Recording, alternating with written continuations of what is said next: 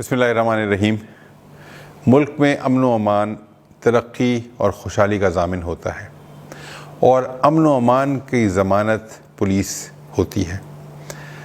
Khyber Pakhtunkhwa police نے جب ضرورت پڑی اپنی جانوں کی قربانی دے کر اور اپنے لہو کو زمین پہ گرا کر اس ملک کے عوام کی سلامتی اور تحفظ کو یقین بنایا ہے۔ اس بات کا بین ثبوت سال 2021 میں خیبر پختونخوا کی بہت اچھی کارکردگی ہے۔ خیبر پختونخوا میں سال 2021 میں امن و امان پچھلے کئی سالوں کے مقابلے میں بہتر رہا ہے۔ ہم پاک فوج کے ساتھ دیگر قانون نافذ کرنے والے اداروں کے ساتھ شانہ بشانہ کھڑے ہیں۔ ہم ملک کے اندر ہر قسم کے جرائم کی روک تھام کے لیے اور ہر قسم کی دہشت گردی کی کارروائی سے مقابلہ کرنے کے لیے انشاءاللہ تیار ہیں۔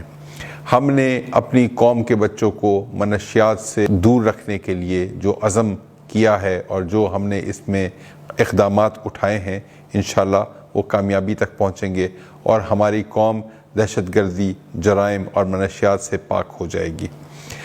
یہاں میں یہ ضرور بتانا چاہتا ہوں کہ سال 2022 جو ہمارے لیے آ رہا ہے انشاءاللہ اللہ تعالیٰ کی مدد سے یہ ایک بہت نیک شگون کا حامل سال ہوگا۔